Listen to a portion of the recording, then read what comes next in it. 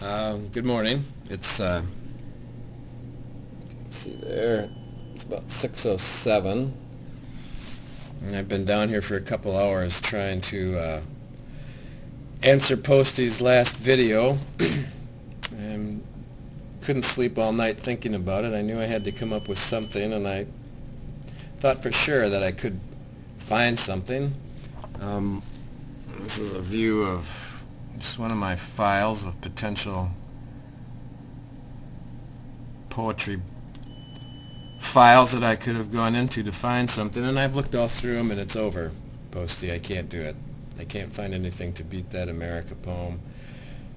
I mean, why does this have to be a competition anyway? I'm the one who's turning this into a competition. You just said you had a poem in answer to. So,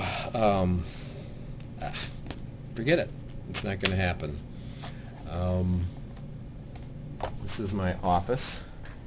Let me give you a shot here of where I work. Oh, that's my filing system down there. Something isn't needed, I throw it down there, and eventually maybe someone will throw it away. Where's that claim? It still tells you something. Filings about 2 weeks ago. The guy said, yeah, we'll come right back. We'll take all these sheets off. We'll vacuum. I don't think so. And what's that? Those are windows. You're probably thinking to yourself, why do you have windows that are so high up and so small? Well, I'm in the basement. Down here in the basement, look at those. Those are pipes. Those are more pipes. See that? I'm in the basement, and I can actually sometimes see people walking by. Attention, I start, waving my arms and going, hey, help, I'm down here, help! And what I want them to do is I want them to get me out of here, because this is like a dungeon or a crypt. Kind of imagine the irony. I'm down here working my butt off in this dungeon, and I just have to look up there, and I see people. It's kind of bad. Every now and then, I will get someone's attention. They'll kind of come over here and they'll look, and if they're walking with a friend, they'll kind of look at them as if to say, well, what's that guy doing down there, waving his arms back and forth? And eventually, every now and then, I'll get someone's attention, and I'll actually be able to kind of gesture and get them to understand that I want them to come down here. And one time a woman even did. She must have been one of those enablers or something, because I got her attention and I kind of gestured and I mouthed out, get me out of here. So she finds her way into the building. She comes down into the basement down here. She finds my office. She knocks on the door and I open it up, and she said, well, what am I doing down here? If you can open this door, obviously you can get out. And I said, it's not that simple, lady. I want you to get me out of here, but that means you're going to have to come in here and do the work that I'm doing. That's the only way that I can get out. You're going to have to sit down here. You're going to have to enter in the bills. You're going to have to clean this mess up. Or else you're going to have to be able to stand working in an environment like this. Look at that. That means the stupid thing's out of paper, and I don't have any fresh paper for it, so I'm kind of screwed as far as that goes. So anyway, she finally realizes what's all involved in my rescue, and she gives up. She doesn't even bother trying. Now, you may think that it sounds like I'm complaining, and you're probably thinking to yourself, well, Greg or Jules or whatever the hell your name is, what have you got to be complaining about? Haven't you been watching the news lately? Haven't you kind of noticed what's going on in the world? Take Haiti, for instance. You look at what's going on in Haiti and the kind of lives people have to live there, and then you look at your life. Well, yeah, right, your desk is a little bit of a mess. You could probably do a better job organizing, and sure, I'm sure you have to work really hard. But your life, in comparison to the life of someone in Haiti being pulled out of rubble, families devastated, missionaries in jail, the world's basically gone crazy. Your life, in comparison, well, you've obviously got nothing to complain about. Yeah, right. Let me show you something. I kind of didn't want to do this, but okay, you see that? You see that there? And it's getting bigger. It's getting bigger every day. Every day I wake up, I look at my pillow, and what do I pull off it? More hair. So what can anybody do about that? You can bring all the out of here. I don't care how many specialists you assemble. I don't care how many scientists you get, how much digging machinery you get. There's nothing that can be done about that. And don't get me started. All right. Well, all this videotaping and stuff has got me thinking a little bit about being a movie, thinking that, is that something really that I could do? Could I do this perhaps for a living?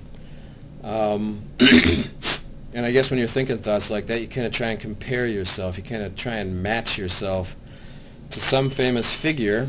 Like, kind of give yourself an idea of what your chances are, whether you'd have a shot or not. So as I was doing that, inevitably my thoughts turned to Quentin Tarantino. You know, Quentin immersed himself in his passions, his movies. I immersed myself in imagining I would someday immerse myself in my passions. And that has made all the difference. Quentin, like me, is high-strung, emotional, perturbable, suffering of long questions about himself, fastidious, and able to live among junk.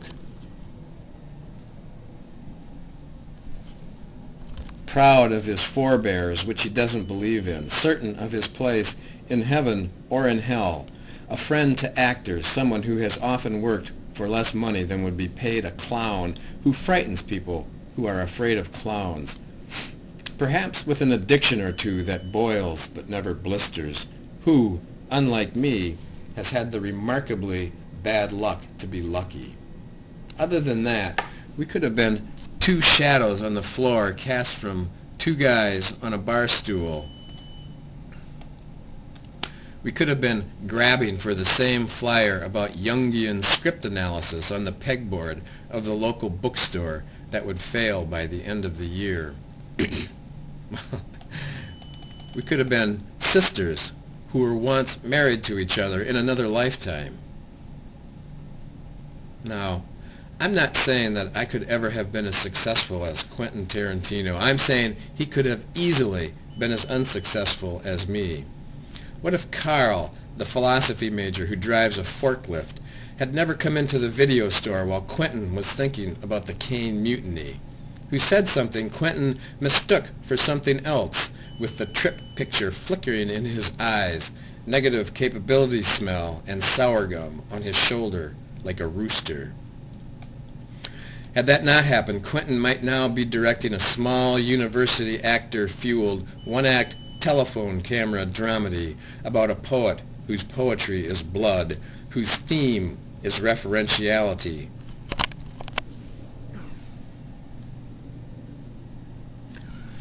Showing how good luck's reflected backwards into the camera, then through the eye, and then back through the back of the head, much like a bullet fired from the gun held by the man who you're pointing a gun at, and now someone, you're not sure who, until the camera pans over to them, is dead. Okay, so I guess I ran the comparison, and it's not improbable that that I too could be an auteur, a filmmaker of renown. Oh yeah, this has been going for about 6-7 minutes, so I guess it's time. Sorry. If this kind of thing disturbs you, then you can quit watching, but someone asked me, Greg, what does a poet like to drink after a hard day working on his poetry? And I said to them, well, I like to keep my refrigerator stocked with plenty of Dr. Pepper. On a day when I've been working hard on poetry, trying to clean out all the unnecessary adverbs from a particularly long and dense poem, I like to refresh myself with a good Dr. Pepper. Pineapple. Alright, kind of brutal, but that fulfills my contractual obligations. And perhaps